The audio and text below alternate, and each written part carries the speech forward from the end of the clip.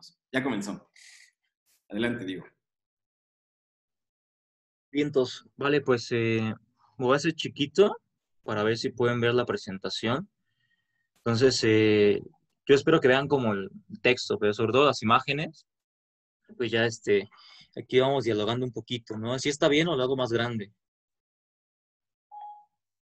Está bien. Compañero, gracias. Vientos, vale, entonces va. Entonces, en general, pues vamos a, a dar una introducción sobre la estética hegeliana. Sobre todo a mí me interesa pues tratar de situar la estética hegeliana pues dentro del sistema que se puede entender de Hegel, ¿no?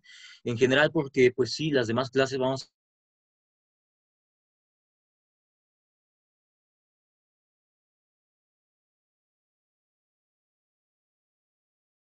concepción filosófica de Hegel, ¿no? Entonces, en general, pues tengo aquí unas diapositivas pequeñitas, ¿no? Voy a tratar de explicar como el trasfondo filosófico, digamos, de la obra de Hegel. Obviamente no voy a no voy a dar detalles fuertes o conceptuales sobre todo esto, ya lo veremos, ¿no? Una pequeña exposición, exponer los conceptos, los componentes metateóricos principales del sistema filosófico hegeliano, que son la lógica, la filosofía de la naturaleza y la filosofía del espíritu, ¿no? Me refiero a componentes metateóricos porque, reitero, pues no voy a hacer hincapié, ¿no? Directamente en los componentes conceptuales duros, sino más como, pues, en los elementos que forman la arquitectura del pensamiento hegeliano y luego ya mencionar un poquito sobre la estética, ¿no? Luego, introducir a la comprensión general de la fenomenología del espíritu. Esto va a servir bastante para entender, pues, más o menos de lo que está hablando Hegel en, digamos, la mayoría de su obra, si bien este texto, pues, no es, digamos, el más riguroso de Hegel, es el más famoso, me parece, ¿no? No sé si lo han visto en otras materias, pero no es como el más denso, ¿no? El más denso están las cuestiones de la lógica, ¿no? Y la enciclopedia, por ejemplo, pero sirve bastante bien para entender, pues, para dónde va el señor Hegel, ¿no? Y por último, vamos a situar a la estética dentro del sistema hegeliano, ¿no? Entonces, si tienen dudas, pues ya al final las podré responder, ¿no? Entonces, aquí tenemos, ¿no? Los componentes metateóricos, como los llamaba, del sistema hegeliano, pues en general se entienden como la lógica, la filosofía de la naturaleza y la filosofía del espíritu, ¿no? Entonces, voy a ahondar sobre todo en el último porque es, digamos, en donde más nos vamos a ocupar de la estética, pero es importante entender algo muy importante, sobre todo en cuestión de metodología hegeliana, ¿no? O sea, ustedes saben precisamente, por eso puse aquí a Hegel como un hoyo negro, ¿no? Porque Hegel es un filósofo bastante interesante y sobre todo es un filósofo que tiene un sistema, pues yo pensaría omniabarcante, ¿no? O sea, desde luego que hubo críticas posteriores a Hegel, no Marx y mucha gente, ¿no? Pero el sistema hegeliano es tan particular y tan especial que básicamente cualquier tema que tú quieras abordar, pues lo puedes abordar desde Hegel, ¿no? O sea, no es como no es tan fácil, por ejemplo, abordar cuestiones de poesía, ¿no? Desde luego con filosofías neopositivistas, por ejemplo, ¿no? Pero con Hegel básicamente entra todo, ¿no? En cuestiones biológicas, de filosofía de la ciencia, bioética, política, estética, ontología, metafísica, filosofía de la tecnología, filosofía de la mente. Es decir, es un tipo que tú le pones ahí un tema, un objeto de estudio, un fenómeno a analizar y sin problema pues se lo come, ¿no? Se lo traga. Entonces los hegelianos ahí tienen una gran ventaja, ¿no? Porque como dominan el sistema hegeliano, tienen la posibilidad de escribir como miles de artículos de cualquier tema que se les ocurra, ¿no? Entonces Hegel es un monstruo de la filosofía, ¿no? Me parece a mí un tipo bastante peculiar y en general por eso lo puse así como pues, que se traga todo este tipo, ¿no? Entonces, precisamente hablando de su sistema, digamos lo que podemos llamar su sistema filosófico, pues tenemos estos componentes, ¿no? Voy a comenzar con la lógica, sobre todo entendida pues más o menos a la manera de una reflexión filosófica sobre las categorías, más o menos lo que Kant estaba haciendo en la deducción trascendental, ¿no? Y toda esta cuestión de la crítica, la razón pura, pues más o menos es eso, pero con una metodología distinta, ¿no? O sea, en general, lo que trata de abordar Hegel con su lógica, pues es la manera en la que conceptualizamos y cómo operan los conceptos, digamos, más generales, pues para conocer el mundo, ¿no? Es decir, no es una epistemología en el sentido estricto, porque no está tratando de dilucidar las condiciones de conocimiento, sino, digamos, es un estudio sobre la dinámica, por así decirlo, de los conceptos que nos permiten entender y comprender, pues, la realidad, ¿no? Entonces, esa es la parte más complicada de Hegel, me parece, es la más densa y curiosamente es la que creo que menos estudia, ¿no? Como que siempre en la licenciatura hemos visto la fenomenología, porque es como el texto más fácil de entender de Hegel, y desde luego cuestiones de derecho y de estética, etcétera, ¿no? Pero ese es el papel como de la lógica, ¿no? Tratar de comprender la propia comprensión conceptual del ser humano, pues de su realidad, ¿no? Entonces, de ahí tenemos la filosofía de la naturaleza, que también puede ser interpretada, incluso hay comentaristas, ¿no? Que mencionan que hay una filosofía de la ciencia, pues incrustada en la filosofía de la naturaleza de Hegel, sobre todo porque intenta comprender el propio conocimiento científico de su época y anterior, ¿no? Es decir, Hegel es consciente de que hacer filosofía no es hacer ciencia empírica, ¿no? Vamos a ver más adelante por qué, ¿no? Pero el punto es, en esta parte de su sistema vamos a hacer un metaestudio, ¿no? Un metaanálisis del conocimiento científico, ¿no? Entonces no se trata de analizar los mismos fenómenos que analiza la ciencia empírica, sino analizar cómo la propia ciencia empírica analiza estos fenómenos, ¿no? Entonces es un metaestudio científico, por así llamarlo, ¿no? Y eventualmente pues hay cuestiones de leyes científicas, cuestiones de explicaciones científicas, cómo operan los modelos científicos, matemáticos, newtonianos, por ejemplo, etcétera, etcétera, ¿no? Y luego tenemos la parte de filosofía del espíritu, que a mi juicio es la parte, si no más interesante, al menos la más estudiada, al menos en nuestra facultad, ¿no? Yo la estudié ahí en la licenciatura. Entonces, esta parte estudia, digamos, analiza sobre todo la dinámica, ya no de los conceptos con los cuales comprendemos el mundo o la naturaleza, sino que analiza las dinámicas básicamente entre los seres humanos, ¿no?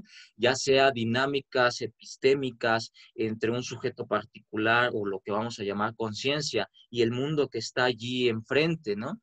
O también, pues, la dinámica que se da entre las conciencias mismas, ¿no?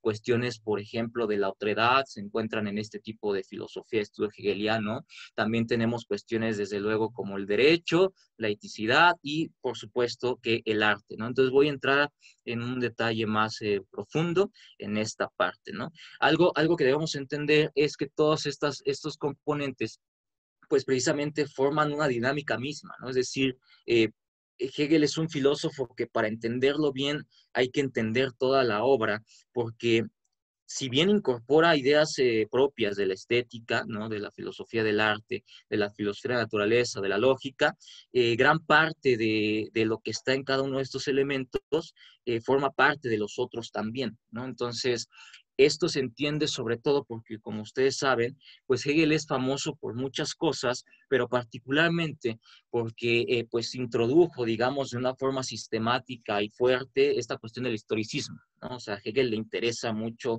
el papel de la historia y la dinamicidad histórica en los procesos cognitivos, epistémicos, políticos, sociales, jurídicos, etc., ¿no? Y además, pues introdujo esta cuestión de la dialéctica, ¿no? No tanto como entendiendo un argumento de dos oponentes, más o menos como pues los diálogos de Platón, sino entendiéndolo como una metodología propia para llegar al conocimiento, ¿no? Entonces, todos sus sistemas dialécticos, su filosofía política es dialéctica, su filosofía o lo que podríamos llamar su filosofía moral, su ética, ¿no?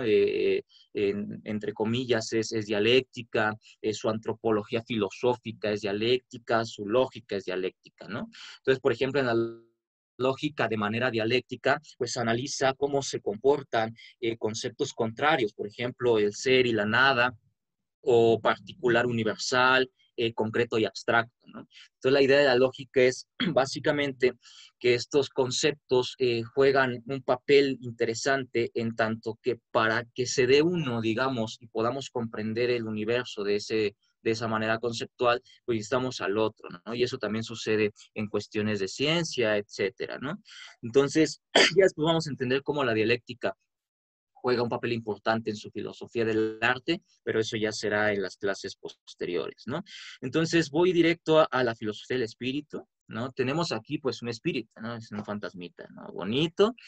Algo importante que debemos entender y de manera previa es pues a qué demonios se refiere Hegel con espíritu, pues en términos generales a humanidad, a pueblo, ¿no? A cultura, ¿no? Es como la caracterización más simple, entendible que podemos tener de espíritu, ¿no? Entonces, vamos a mostrar aquí precisamente, ¿no? Que tenemos, pues, la filosofía del espíritu, se divide ese estudio en el análisis filosófico sobre el espíritu subjetivo, el análisis filosófico sobre el espíritu objetivo y el espíritu absoluto, ¿no? Entonces, más o menos de qué trata de hablar Hegel en cada una de estas partes de este componente de todo su sistema, pues básicamente es esto, ¿no?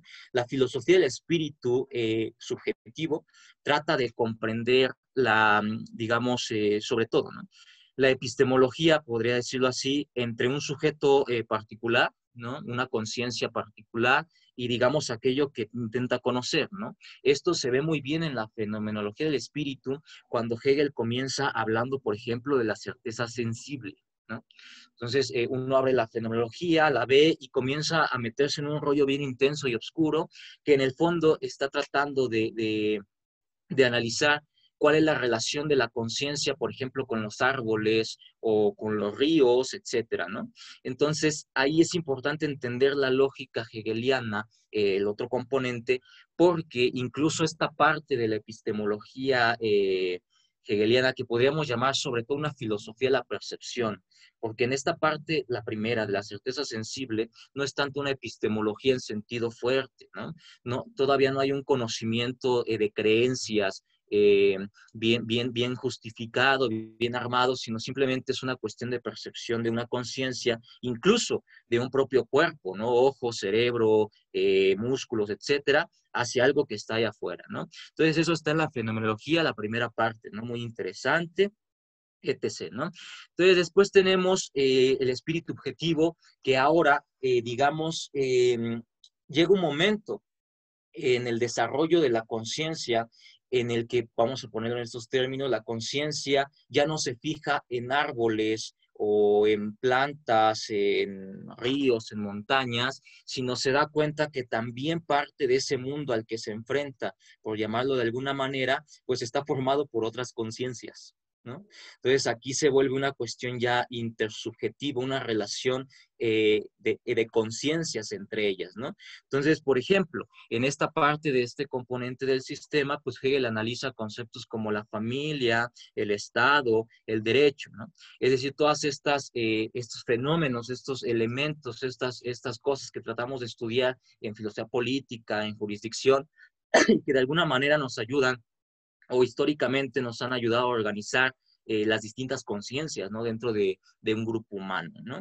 Eso es el espíritu objetivo, ¿no? Y después pasa con el espíritu absoluto, que eso es lo que nos interesa, al menos en esta clase, sobre todo por la estética, en donde ya comienza a analizar ya no las instituciones, digamos, comunitarias, ¿no? De un pueblo o de un grupo humano, sino sobre todo las manifestaciones culturales que este tipo de grupos humanos generan, ¿no?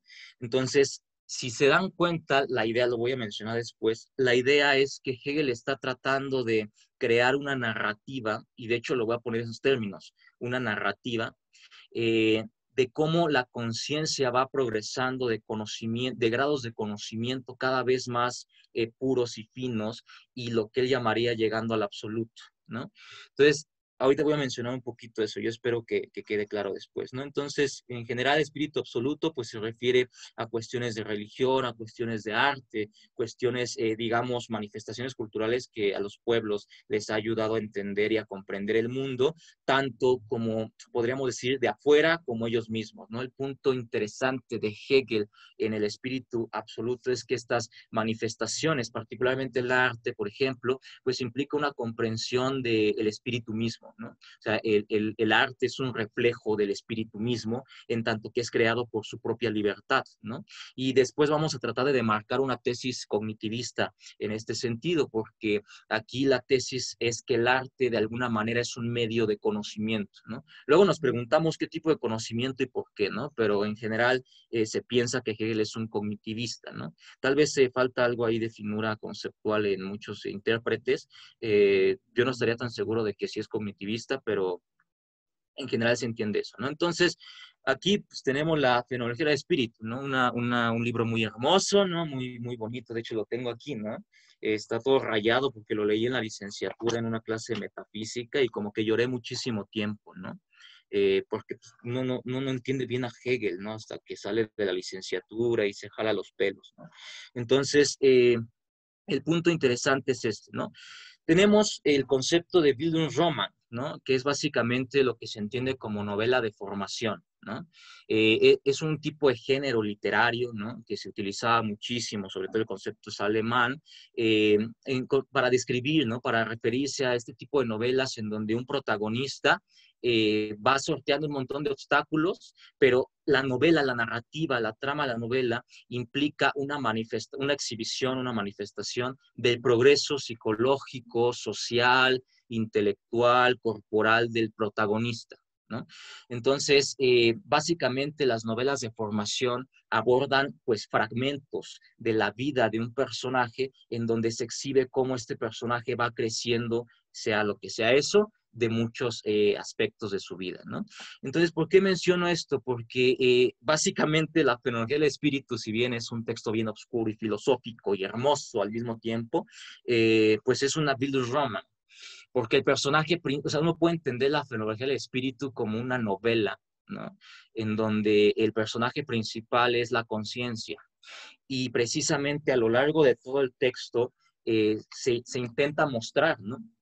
Que la conciencia va progresando cada vez más en búsqueda de un conocimiento mucho más fino, rico y omniabarcante, sobre todo verdadero, ¿no?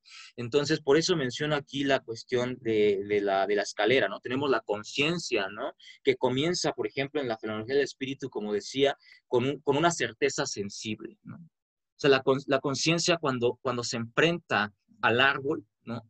De alguna manera comprende, ¿no? Que está viendo un objeto, ¿no? Pero luego se meten ahí con unas cuestiones de dialéctica entre conceptos interesantes, se termina dando cuenta que no está pues comprendiendo, conociendo el árbol como tal, sino que está conociendo un tipo de representación y luego que está conociendo cierto tipo de lo que Hegel llama fuerza, etcétera, ¿no? Entonces, después de muchas cosas que sortea la conciencia en la percepción, pues entonces comprende que para que conozca el mundo allá afuera el árbol, necesita mucho más que percepción, ¿no? O sea, es un poquito la teoría de los sense data, que apareció después de Hegel, ¿no? Sobre todo con gente como Russell, ¿no? Que defendían la teoría de la percepción de los sense data como esta idea de que pues la percepción era de alguna manera directa, ¿no? Hacia la representación propia derivada de los sentidos, ¿no? Entonces, Hegel ahí también tiene ciertas críticas a concepciones de filosofía de la percepción que salieron posteriores a él, ¿no? Entonces, es interesante esta parte, ¿no? Me parece a mí la más interesante de la fenomenología, particularmente, aparte la quiero mucho porque de eso fue mi trabajo final de metafísica, ¿no? Entonces, creo que lo tengo ahí enmarcado en el refri, ¿no? Ya saqué 10, ¿no? Entonces, me da llanto, ¿no? Entonces, es la parte que más me gusta, ¿no? Entonces, eventualmente, después de eso, pues ya vienen cuestiones ya no de percepción, sino ya un poco más de conocimiento, comprensión, raciocinio, etcétera, etcétera. Y todo va directo al punto en el que la conciencia, digamos, se termina dando cuenta en un progreso, ¿no? Hacia arriba, ¿no? continuo de que para conseguir un conocimiento, digamos, cabal de la realidad, pues tiene que también que conocerse a sí misma, ¿no?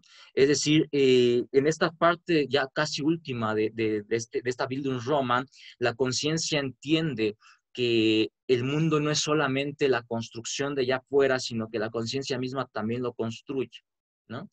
Y después de eso, ya ahí la conciencia es consciente, ¿no? De que para comprender lo que Hegel llama el absoluto, que es lo verdadero, ¿no? Así en términos mayúsculos, ¿no? Lo verdadero, pues necesita de alguna manera de representaciones, de cuestiones de cultura, etcétera, y comienza a crear, ¿no? Un montón de manifestaciones que le permiten comprenderse y comprender el mundo, ¿no? Entonces, llega un momento en el que con la filosofía hegeliana entendemos pues a todo como una totalidad, ¿no? Es decir, aquí no hay una escisión, por ejemplo, en epistemología hegeliana, ¿no? No hay una escisión entre sujeto y objeto, ¿no? Como muchos filósofos anteriores a Hegel estaban suponiendo, sino que la propia dialéctica hegeliana implica que, digamos, la exhibición del objeto requiere la exhibición del sujeto, de la conciencia y viceversa, ¿no? Forman una totalidad y solamente entendiendo esta totalidad es como podemos entender los procesos cognitivos, los procesos epistémicos, los procesos políticos, ¿no?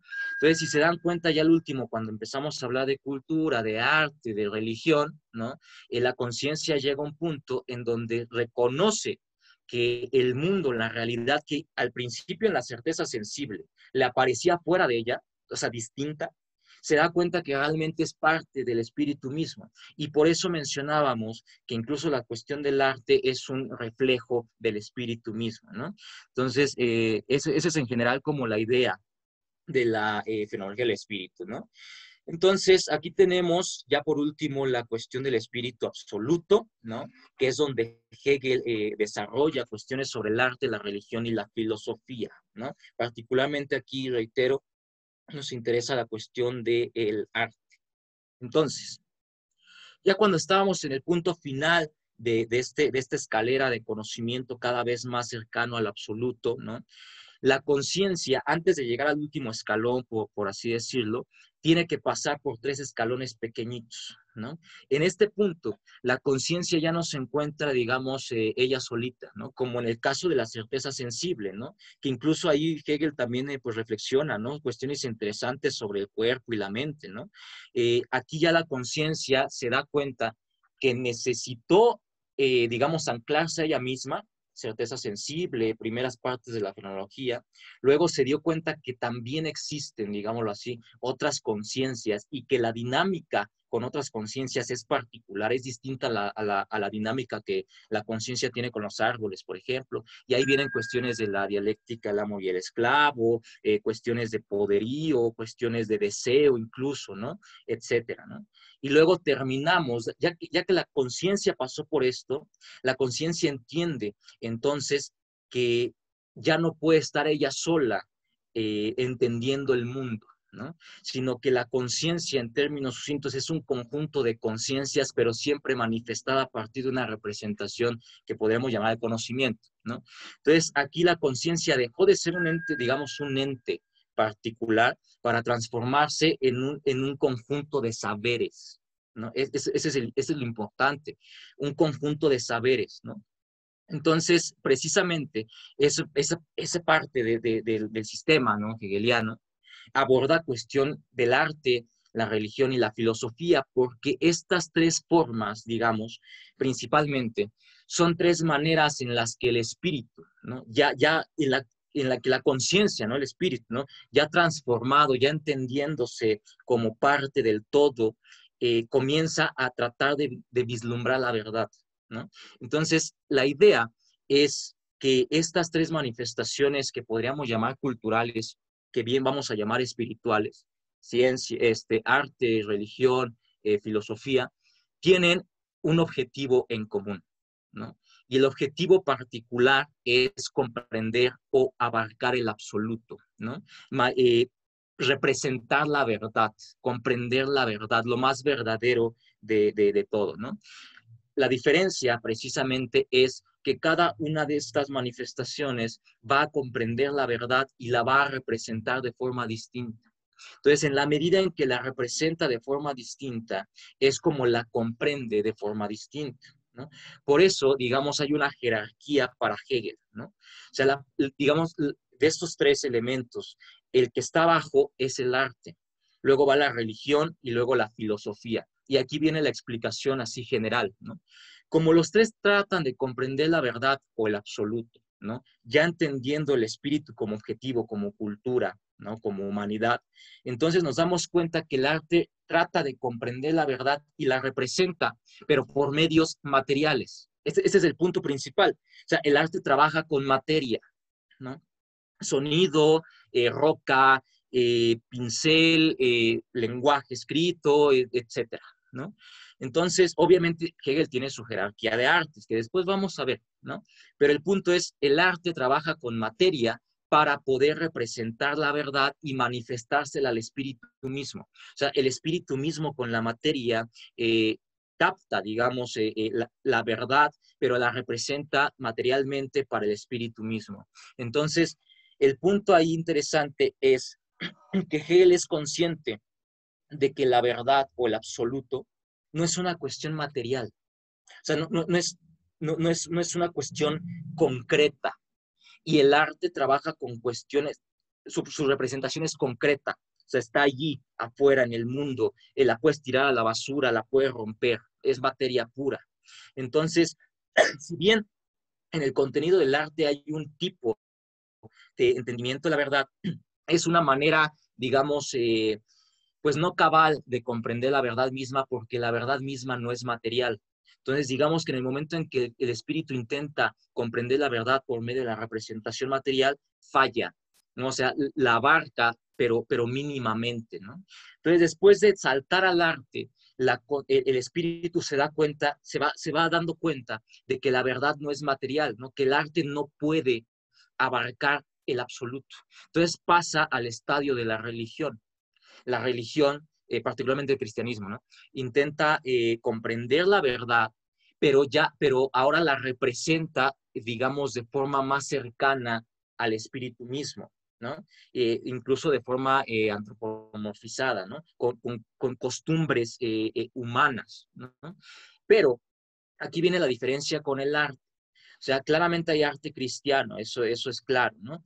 Pero, digamos, la religión trata de comprender la verdad de manera más abstracta que el arte mismo, por eso está en un grado superior que el arte, pero sigue cometiendo el error de representar la verdad de forma concreta, por medio de Dios, Jesús, profeta, etcétera, ¿no? Entonces, la religión se queda en un punto medio, o sea, ya avanzó el espíritu, porque ya entendió que la verdad no puede ser representada materialmente de forma cabal.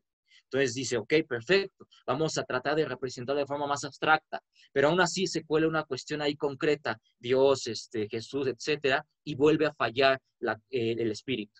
Entonces, de nuevo, dialéctica otra vez, progreso otra vez, sube de estadio y llega al punto final, digamos, de fuerte para Hegel, que es la filosofía.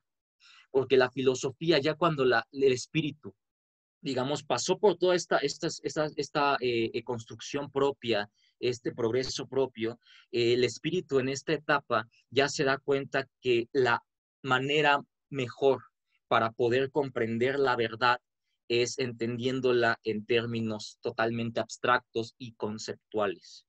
Entonces, a diferencia del arte y la religión, la filosofía trata de comprender el absoluto de forma puramente conceptual. Y por eso la filosofía está en la cúspide de, digamos, todas las opciones de conocimiento que tiene el espíritu y gana el lugar como pues la mejor para comprender el absoluto, ¿no? Obviamente Hegel está pensando que la mejor comprensión filosófica del absoluto pues es la de él, ¿no? Ya luego no sé qué tan cierto sea eso, ¿no? Pero el punto es que él estaba pensando eso y si los filósofos vamos por la vida pensando que no tenemos la razón, pues como que algo anda mal, ¿no? Y sobre todo Hegel, ¿no? Que es un monstruo, ¿no? Entonces, ese es como el trasfondo filosófico de los elementos del sistema hegeliano, ¿no? A mí me interesaba destacar esto para poder incorporar después y se pretende, ¿no? Que con esto entiendan un poquito más todo el panorama hegeliano para que puedan ustedes mismos tratar de comprender qué papel juega la estética en todo este sistema, ¿no? Y sobre todo cómo se entiende su estética, ¿no? Si uno comprende todo este proceso de conciencia, de espíritu hacia el absoluto, entonces podemos entender bien, me parece, el por qué Hegel tiene la tesis del fin del arte, ¿no? O sea, la tesis del fin del arte es una tesis que particularmente se sostiene en esta idea. El arte intenta representar la verdad del absoluto, pero falla. Entonces luego va religión, luego filosofía, y cuando la filosofía llega a una concreción tal en donde, según Hegel, se ha captado totalmente, se ha comprendido totalmente de forma conceptual el absoluto, pues entonces la función espiritual del arte ha perdido sentido, porque ya no es necesario, digámoslo en términos generales, comprender el absoluto de forma material, porque ya tenemos una filosofía acabada y bien hecha, ¿no? Obviamente eso es discutible, ¿no? Entonces ya después vamos a ver un poquito más de la tesis del fin del arte y cómo se comprende y todo eso, y de la historia del arte, etcétera, ¿no? Entonces, pues espero que les haya ayudado un poquito, ¿no? No sé si tienen dudas, no sé, hay mucho chat, yo creo que son preguntas o algo así. Entonces, no sé, ¿qué procede? Ah, pues ¿dónde Fernando? Muy bien, Ah, gracias. por Dios. Buenísima la introducción, buenísima. De hecho, yo creo que le voy a hacer promoción como una introducción a Hegel desde la filosofía analítica, digamos, porque ahí tienen apuntes precisamente bien contemporáneos, o sea, en los cuales ahí hay un interlocutor interesante que encontrar. Entonces, bueno, sí, de aquí hay muchísimo como para ir ya aterrizando para el curso. Yo puse mis observaciones en el chat, así conforme ibas exponiendo, puse ahí algunas ideas y también de repente ellas estaban dando preguntas y respuestas. Entonces, bueno, ya empezó, digamos, una interacción aquí considerable a partir de tu exposición. Yo diría que aprovechamos ahorita para abrir, digamos, el diálogo. No sé, compañeros, compañeras, si le quieren preguntar algo a Diego, acá sobre los temas ya que expuso, y a partir de ahí podemos ir hilando, ¿no? Un diálogo introductorio. Podemos dejar mis diapositivas para después. Creo que ahorita hay bastante material como para comenzar.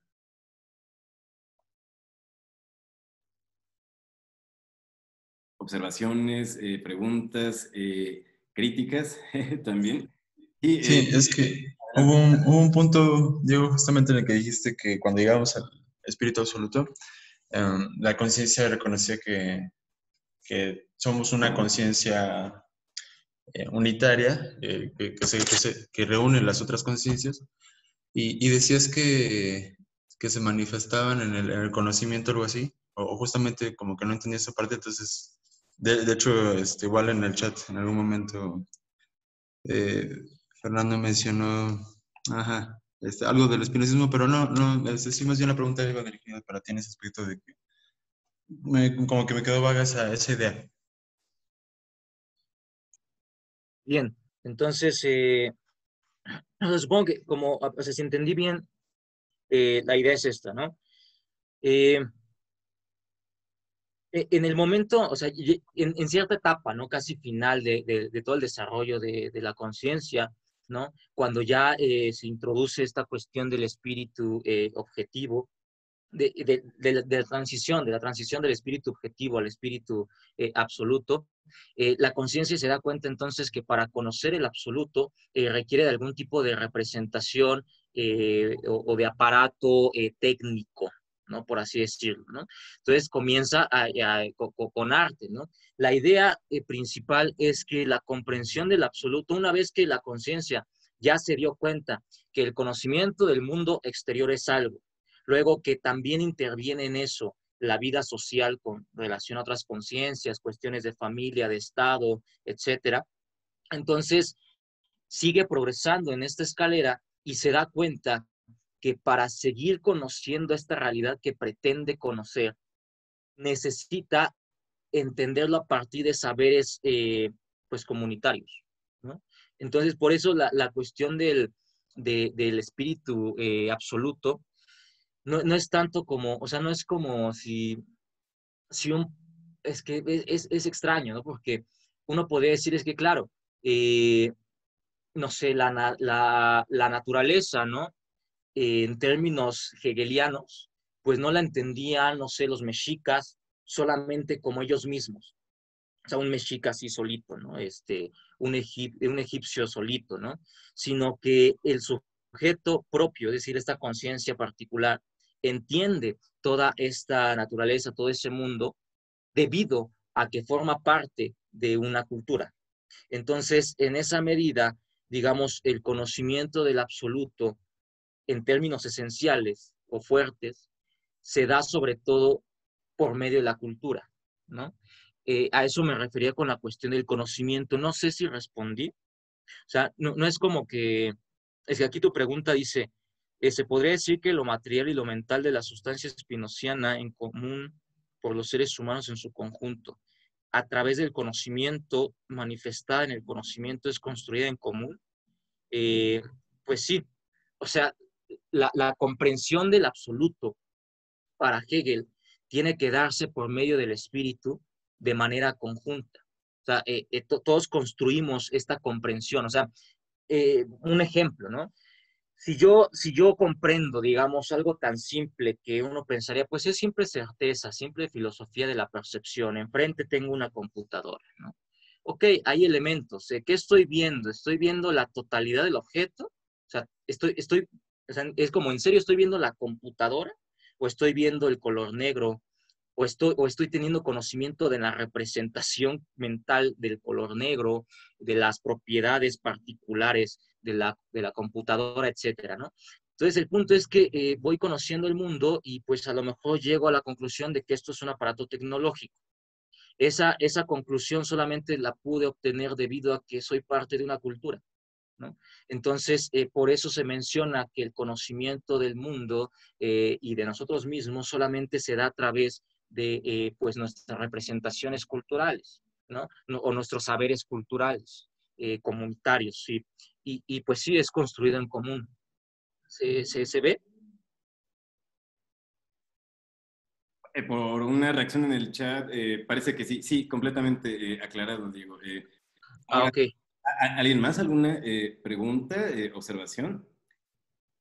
Yo ya tengo algo formulado, igual en lo que alguien se anima, pero sí, no sé, igual también en el chat pueden escribir y acá lo leemos. A ver, lo voy a formular así. De hecho, es una interpretación ahorita que está como que circulando mucho en la comunidad hegeliana internacional sobre el saber absoluto. Precisamente es como que un concepto bastante duro de masticar, bastante polémico igual, así muy, muy cuestionado, incluso ahí ridiculizado, ¿no? Hasta el extremo. O sea, sobre qué quiere decir Hegel, ¿no? Con eso de que la conciencia al final de la frontera del espíritu alcanza el saber absoluto, ¿no? ¿Qué quiere decir esto del saber absoluto en Hegel? Entonces, bueno, ahí va, con que términos sencillos, y es bastante aceptado ahorita en la comunidad hegeliana. O sea, que implica perspectivismo, es decir, que básicamente se invita a pensar en la integración de la totalidad de perspectivas, digamos, incluso humanas y no humanas, para la comprensión de lo real. Es decir, tanto considerar el punto de vista cotidiano, donde sabemos que una mesa es una mesa y las usamos para poner cosas, ¿no? Cuestiones muy prácticas que los niños van aprendiendo poco a poco, ¿no? Pues, ¿qué son las mesas y para qué usarlas? A integrar este punto de vista, o sea, no rechazarlo, punto de vista de la cotidianidad, de lo inmediato, de la mirada del mundo de un niño, o sea, todo esto tenerlo en cuenta, junto con conceptos científicos, biológicos, económicos, la propia esfera del arte, también como considerada, donde se están también depositando preguntas, inquietudes cosmológicas, morales, es decir, la religión misma, ¿no? No se descarta acá igual la religión como un punto donde se condensan inquietudes humanas sobre el destino, sobre si la vida en la Tierra tiene sentido o no, es decir, de nuevo, considerar que toda esta totalidad, digamos, de productos culturales, de entidades, vamos a ponerlo así, materiales biológicas con las cuales el ser humano está en contacto en la vida cotidiana y de lo que se nutre y se alimenta, ¿no? O sea, tener en cuenta. toda serie de saberes y perspectivas sobre el mundo, como para entender qué quiere decir Hegel con esto de lo absoluto o el saber absoluto. O sea, como que interpretación hegeliana actual así, ya bastante compartida. O sea, el saber absoluto se puede interpretar en esos términos. O sea, la invitación a integrar toda serie de saberes,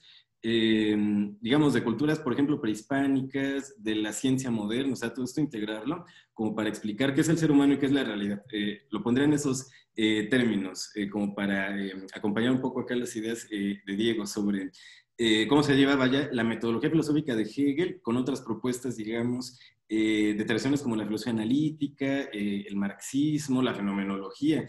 Digamos, lo podría formular como un diálogo fructífero, esperaría que así se pudiera tomar, o sea, no tanto con Hegel refutar así cualquier otra filosofía, sino que entre otras cosas, aquí el saber absoluto de la fenomenología del espíritu, pues invita a atender cualquier producto cultural, o sea, en esos términos como actualización de Hegel, en términos metodológicos al presente. O sea, invitaría a estar mapeando, estudiando todos estos campos discursivos, tan solo porque son producciones humanas. Hegel defiende precisamente que en producciones humanas, como conceptos científicos, herramientas, hay condensado un acceso al mundo, digamos, teórico y práctico. O sea, no se descarta el estudio básicamente de nada, vamos a ponerlo así, sobre estas ideas de lo absoluto, del saber absoluto en Hegel. El tema absoluto puede ser la sustancia spinociana, como lo ponemos un poco en el diálogo del chat. O sea, tampoco que es, digamos, algún tipo de concepto místico o algo así. O sea, lo absoluto se puede entender también como momentos, relaciones y estructuras, es decir,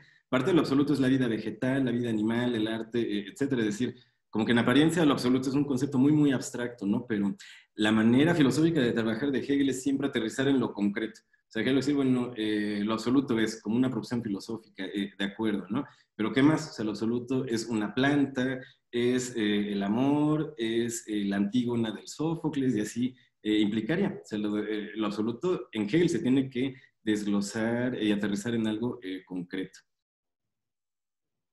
Para poner alguna idea ahí, ¿no? No sé si alguien quiere comentar. Diego. Profesor, se trabó su audio. ¿Lo podría repetir? Híjole, ok, sí, les comento que parece que hay fallas. Ahorita no sé si en la plataforma, además mi internet, pero también en la mañana hubo algunos problemas. Ok, a ver, sí, lo voy a resumir. O sea, en lo más sencillo, ¿no? Interpretación hegeliana actual sobre el saber absoluto, ¿no? ¿Qué quiere decir? O sea, perspectivismo, es decir, para entender la totalidad de lo real hay que entrar desde varios enfoques, desde el enfoque de la conciencia cotidiana, donde sabemos que una mesa es una mesa y sirve para poner cosas, hasta los conceptos científicos de Newton o actualizando, ¿no? La mecánica cuántica, la neurología contemporánea, es decir, el estudio de lo real desde toda metodología y óptica posible, reitero, desde la conciencia ordinaria, de la cotidianidad, hasta aparatos científicos muy profesionales, digamos, como los de las ciencias empíricas, las ciencias sociales, digamos así en general, o de nuevo, filosofía analítica, fenomenología. O sea, tener que estudiarlas para entender al hombre en su totalidad en el presente. Ahí apuntaría la metodología filosófica de Hegel. O sea, no se descarta entonces integrar el estudio de Carnap, el estudio de Heidegger, del Leviatán, es decir, de nada. O sea, también como que esto del saber absoluto en Hegel invita a estudiar, digamos, la realidad desde todo enfoque posible, científico, metafísico, religioso, mitológico. O sea, entre más enfoques tenemos como para observar lo real, más completa es nuestra visión del mundo. O sea, el saber absoluto en Hegel implica también integración de todas las perspectivas posibles, tanto, digamos, cotidianas como profesionales. Bueno, en eso me quedé. Hay una pregunta, Diego, la voy a leer y ahorita si quieres la comentamos. Tal vez sería la última cuestión que abordamos ahorita para pasarnos al Congreso Hegel, justo para ver justo cómo se está ahorita discutiendo en el campo, ¿no? Concreto. Entonces dice así, la jerarquía que hace Hegel de la filosofía, la religión y el arte sería una prueba del peso que le da a lo abstracto por sobre lo material. ¿Sería justa la crítica marxista sobre no darle el debido peso a lo material en la construcción del conocimiento? Muy buenas preguntas. Pues adelante, Diego. Luego puedo dar así un comentario también final. Sí, o sea, la primera claramente sí, ¿no? O sea, es como, en efecto, de hecho esa misma cuestión que menciona Monse, ¿no? del peso entre lo abstracto y lo concreto.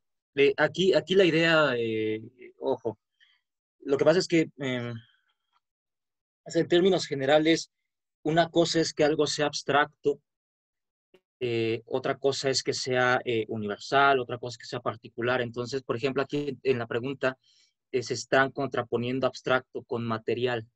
Eso no es necesariamente válido conceptualmente. Entonces, en todo caso sería lo abstracto y lo concreto, lo material y lo inmaterial. Entonces, ahí hay un error categorial en la pregunta, ¿no? Pero o sea, lo digo así como, pues nada más así como señalamiento, no es nada que afecte la interpretación, ¿no? Pero o sea, entiendo el punto, ¿no? Hay un peso, número uno, entre lo abstracto y lo concreto, por supuesto, ¿no? Hay un peso entre lo que podríamos llamar inmaterial y lo material, pues en el caso del arte, sí. De hecho, esta misma cuestión que menciona Montserrat, pues es básicamente la que fundamenta la jerarquía de las artes de Hegel, ¿no? Porque, por ejemplo, la poesía que está en la cúspide y la arquitectura, ¿no? Que está en lo último precisamente porque es más pesado, ¿no? Es interesante ahí la metáfora, ¿no?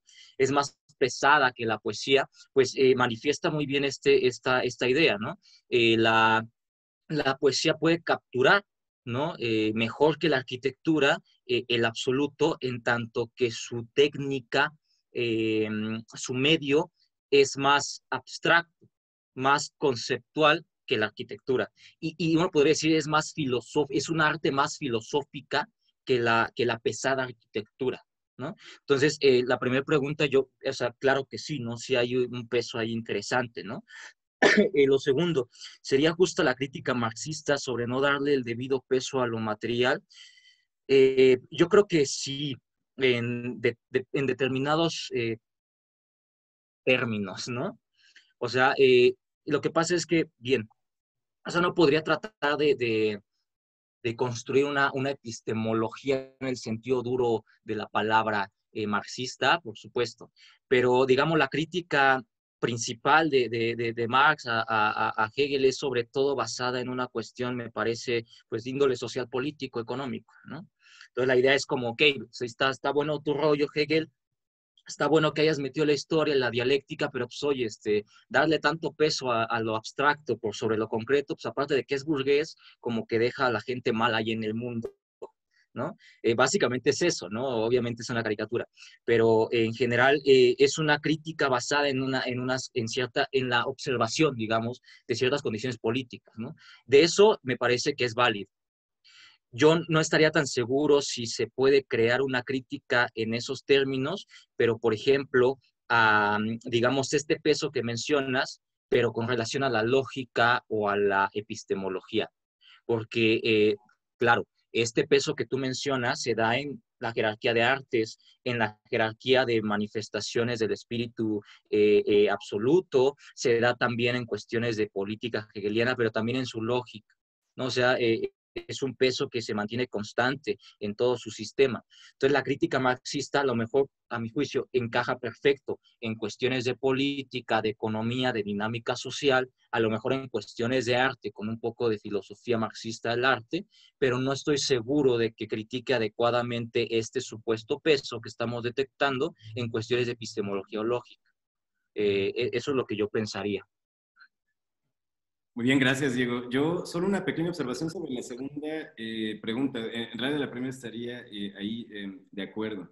Sí, tal vez puede haber algo de injusticia en la recepción marxista hacia Hegel al declarar que hay ahí idealismo absoluto, que se descuida justamente el aspecto material, incluso biológico, ¿no? De la acción humana. O sea, la cuestión es que a partir de fuentes, igual esto también, o sea, Marx no tenía tantas fuentes para estudiar a Hegel como nosotros ahora tenemos, es decir, hay contenidos en Hegel que no conoció Marx, pero que precisamente apuntan a esto, ¿no? A la inclusión de, digamos, estudio material sobre el planeta Tierra, la vida vegetal, el sistema nervioso, la función, digamos, cognitiva perceptual anclada precisamente en estructuras materiales, digamos, como la retina, zonas corticales del cerebro, etcétera, ¿no? Es decir, todo esto, digamos, como que contenido empírico, de estudio de lo humano, de la realidad en su conjunto, está incluido en Hegel. O sea, esto lo sabemos ahora mejor, digamos, 2020, ya conforme se van publicando nuevas fuentes, algunas, de hecho, de esto se habla en los congresos Hegel, por cierto, ¿no? Algunas son publicadas hace unos 3, 4 años, es decir, de hecho hay todavía fuentes hegelianas que no se han transcrito y publicado. Es decir, Hegel, en términos, ya para ir aterrizando, ¿no? Materialistas históricos, es decir, desde la concepción de Marx, es muy interesante. O sea, es decir, hay mucho concepto materialista, histórico, se habla de modos de producción del capital, del esclavismo, etcétera, en las fuentes hegelianas. El problema es que Marx y algunos marxistas, no conocieron estas fuentes. Entonces, de repente hay por eso esos juicios tan negativos, ¿no? Pero en ese aspecto creo que Hegel se sostiene en general. En el otro, sí, de acuerdo con Diego, o sea, que también tiene que ver con una cuestión política muy concreta, ¿no?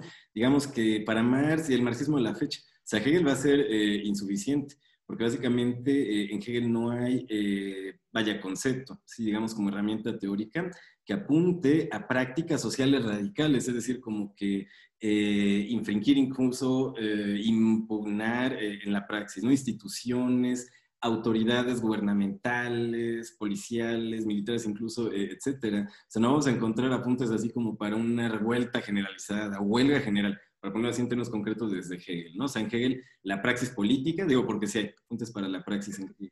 Se apunta más bien a cambios graduales, legislativos, institucionales. Digo, sí se puede hablar de lucha, ¿no? Con contracción social a partir de Hegel. Porque las resoluciones tienen ese, reitero, legales, institucionales, cambio poco a poco, qué sé yo, relación de la academia con la legislación, etcétera, ¿no? En Marx se habla más bien de lucha de clases, revolución, dictadura del proletariado, o sea, son conceptos políticos más duros. O sea, supongo que allá depende, o sea, lo que se busca en la aplicación vaya práctica de la filosofía, ¿no? Para cambios radicales, pues es Marx. O sea, en Hegel los apuntes van más bien hacia cambios graduales y es parte de su propia dialéctica esto, por cierto. Voy a leer las siguientes cuestiones. Y bueno, ahorita también les cuento cómo trabajar, porque sí, de hecho, yo creo que en unos 5 minutos ya empieza la otra mesa. Y creo que va a ser interesante también pues, escuchar ahí lecturas contemporáneas. Bueno, a ver, van las preguntas. ¿En qué radica la superación de...? Sí, oye, Diego, para que las atendamos, ¿qué te parece la siguiente semana? ¿Se las leo? Las tenemos en cuenta y así iniciamos, también para no dejarlas fuera. Ahí van. ¿En qué radica la superación de la filosofía sobre la religión que Hegel argumenta? Pienso, por ejemplo, en Kierkegaard, no es la religión el máximo conocimiento, la absoluta, en tanto que el hombre se funda en el absoluto mismo que es Dios. Sí, es muy clara la pregunta, ¿no? Ahí la tengo en cuenta. Ah, ok, ya responde Diego. Bueno, voy a leerlo acá para que quede grabado. La filosofía abstrae de esta representación divina para abarcar, incluso si uno piensa en filosofía de la religión, es punto de ella, no es particularmente Dios mismo, sino el análisis de los conceptos de la religión. Dios, alma, experiencia, divina, fe. Ok, sí, de hecho suena también como una respuesta analítica, ¿no? También es claro. O sea, yo lo pondría, o sea, salto al vacío, no. En Kierkegaard salto al vacío se ve, vaya, como un buen concepto ético, metafísico, etcétera. Vaya, en Hegel definitivamente no, o sea, más bien sería tener conceptos claros de qué es un modo de producción, cuáles son las condiciones sociales existentes y efectivas, ¿no? Acá en México, en la Ciudad de México, en Puebla, es decir, no es salto vacío en Hegel, es más bien tener claridad conceptual de qué es la política humana, cuáles son las condiciones sociales concretas actuales y a partir de ahí abogar por una praxis más bien colectiva, que en Kierkegaard el salto al vacío es algo completamente individual o individualista. O sea, que él tiene más bien tendencia al colectivismo, igual que Marx. Muy interesante, pues ahí están estas cuestiones atendidas. A ver, compañeros, entonces, a nivel de logística, vamos a dejarlo aquí. La siguiente semana, pueden hacer cualquier pregunta o comentario, ¿no? Sobre todo esto que ya empezamos a formular. Y cierro ahorita el Zoom, esto queda grabado, luego también ahí se los hacemos llegar. Y en el grupo de Facebook, ahí en Problemas de Estética, paso ahorita el vínculo, que se está transmitiendo yo creo ahorita ya, del Congreso Hegel, y pues ahí también podemos continuar diálogos, ¿no? Pues muy bien, Diego, muchas gracias por tu introducción. Muy bien trabajada, ¿no? También fue muy claro todo. Pues ahí seguimos platicando. Ojalá que les haya servido, ¿no? Sobre todo el fantasmita.